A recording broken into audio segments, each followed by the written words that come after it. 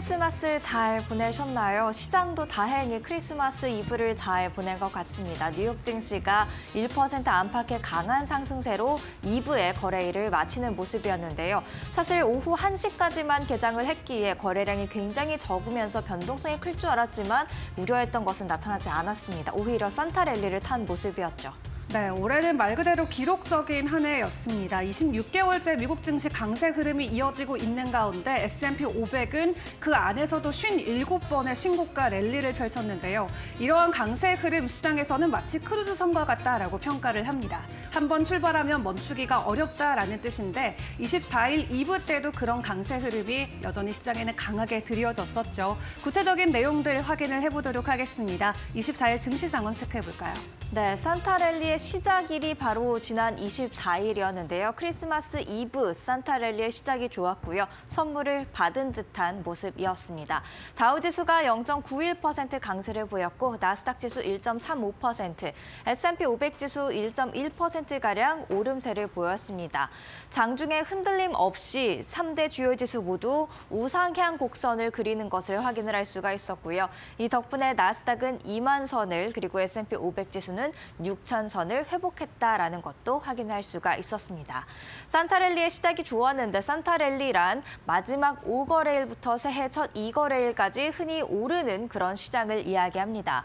LPL 리서치에 따르면 1950년 이후 산타 랠리 기간 동안 S&P 500 지수가 평균 1.3% 상승을 하면서 다른 날, 다른 7거래일 동안 평균적으로 기록하는 0.3%의 수익률을 아웃퍼폼했다라는 게 지금 산타 랠리의 주요 골자인데요. 그 흐름 지금 2부 날에서 확인을 할 수가 있었던 겁니다. 그리고 히트맵을 보시면요. 정말 완연한 상승장이었습니다. 어느 한 종목이 시장 상승을 주도한 게 아니라 S&P 500 종목 정말 고르게 올랐다라는 것을 알 수가 있죠.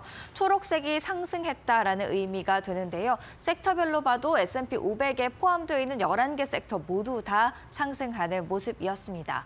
M7 종목들 한번 살펴보면요. 애플이 1.25%, 마이크로소프트도 0.94%, 엔비디아 0.39% 상승하는 모습이었고요. 그 이외에 아마존 1.77%, 알파벳 0.76%, 메타도 1%대 상승률 기록했고요. 테슬라는 유독 강했습니다. 7.36% 강세로 마무리를 지었습니다.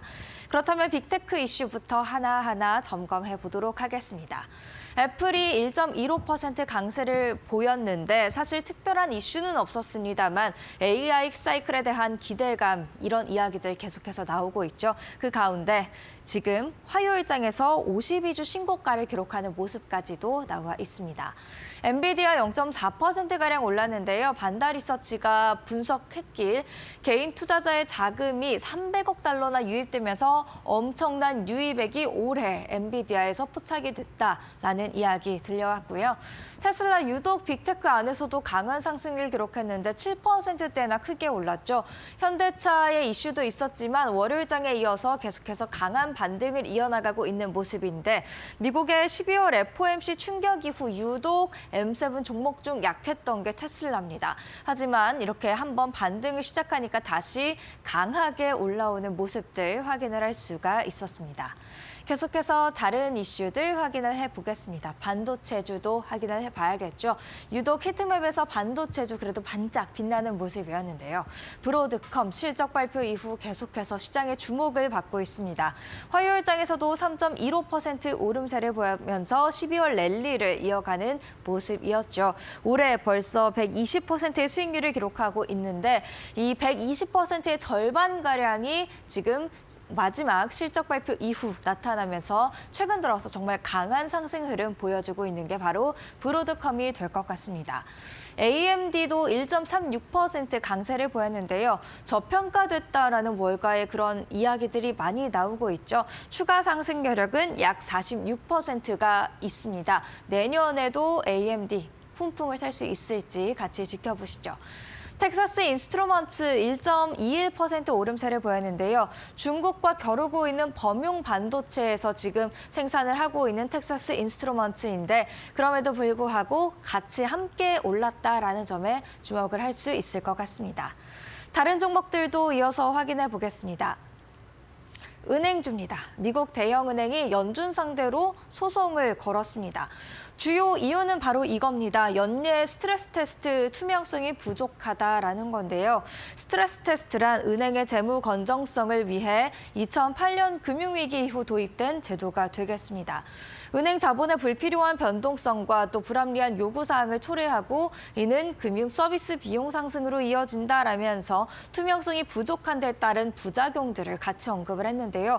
이에 따라서 대형 은행들이 요구하고 있는 건 올해부터 내후년인 2026년까지의 스트레스 테스트 모델과 시나리오를 법적으로 무효 처분해달라라는 겁니다.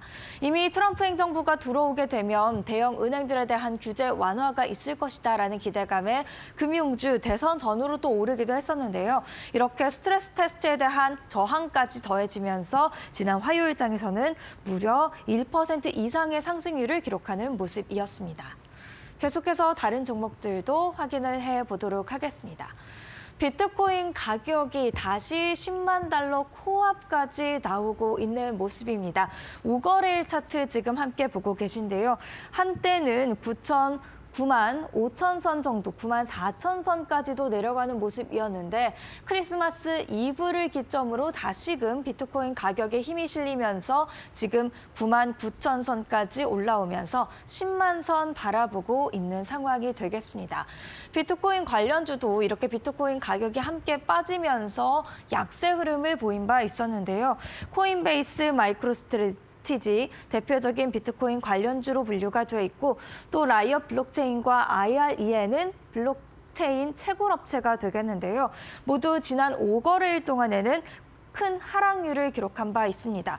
코인베이스가 9% 이상, 마이크로스트래티지도 7% 가까이, 그리고 채굴 기업들은 더 큰 폭의 하락률을 기록한 바 있는데요. 지금 비트코인 가격이 다시금 크리스마스 이브를 기점으로 반등하면서 관련주도 24일 크리스마스 이브에 함께 선물을 받았습니다. 코인베이스가 4.28% 강세를 보였고요. 마이크로스트래티지가 7.81%, 그리고 채굴 기업도 일제히 강세를 보였는데 라이엇 블록체인이 8%대, 그리고 IREN이 지금 5% 가까운 상승률을 기록하는 모습이었습니다. 이슈 있는 종목도 이어서 확인해 보겠습니다. 먼저 아메리칸 에어라인부터 보시죠. 0.6%가량의 오름세를 보였는데요. 사실 이날 장중에는 좀 하방 압력을 받았습니다. 기술적 오류로 미 전역에서 운행이 중단된 바 있었기 때문인데요. 바로 운행이 재개가 됐습니다만 일단 주가 하방 압력을 받았다가 그래도 낙폭 회복하면서 0.58% 강세를 보였고요. US 스틸 1.91% 오름세를 보였습니다. 바이든 손에 이제 US 스틸이 운명에 달려 있습니다.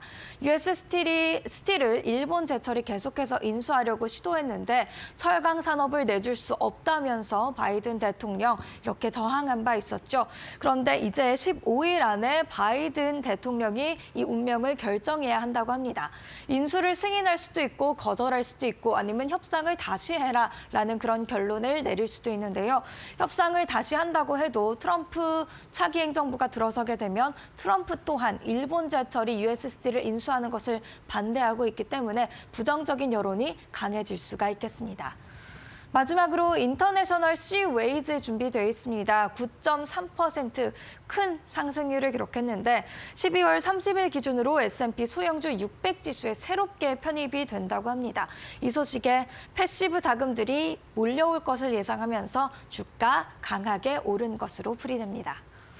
이어서 국채금리도 확인해 보시죠. 국채금리 지금은 내림세를 보였습니다. 2년물이 0.011% 하락하면서 지금 4.339%로 내려왔고요.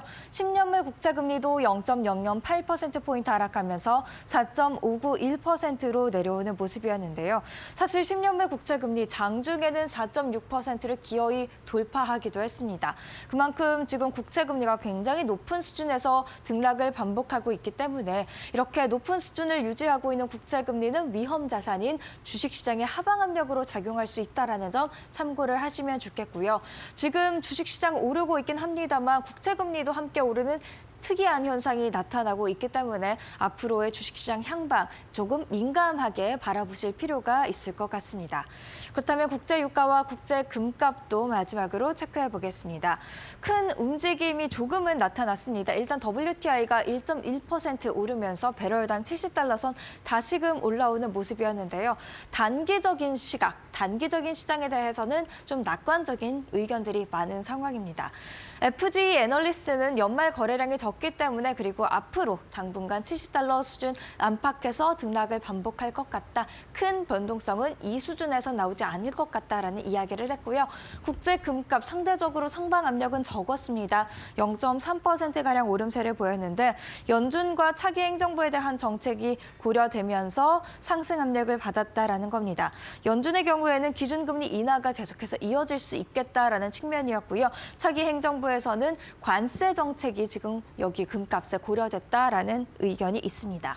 또 오한더에서는 최근 횡보세는 거래량이 적기 때문이다라고 이야기를 했는데 유가와 금값 모두 마찬가지 또 주식시장도 마찬가지로 연말이 되어가면서 연말 거래량이 적어지고 있고요. 이에 따라서 큰 변동성은 나타나지 않을 수도 있겠습니다만 오히려 거래량이 작기 때문에 큰 움직임이 나타날 수 있는 가능성도 어느 정도는 남아 있습니다. 다만 횡보할 가능성이 더 크다라는 점 참고하시면 좋을 것 같고요.